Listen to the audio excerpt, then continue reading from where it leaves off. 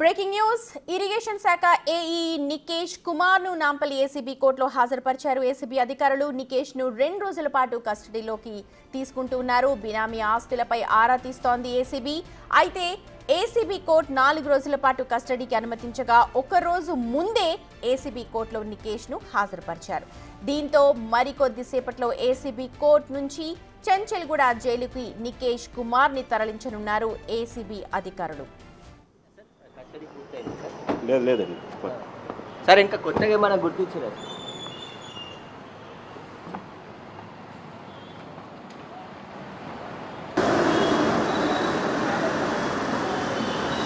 నికేష్ ఉన్నారు, వెకేషన్ తీసుకొని వస్తున్నారు.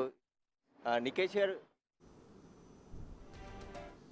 అయితే దాడి జరుగుతున్నప్పటి నుంచి కూడా తన బినామీ ఆస్తులపై ఏసీబీ అధికారులు దాడులు నిర్వహిస్తూనే ఉన్నారు. అతని బినామీకి సంబంధించిన లాకర్స్ ఓపెన్ చేస్తున్నారు. నికేష్ ఎస్బీఐ బ్యాంక్ లాకర్ ని ఓపెన్ చేశారు. లాకర్ లో మరికొన్ని డాక్యుమెంట్లు కూడా ఉన్నట్టు అధికారులు గుర్తించారు.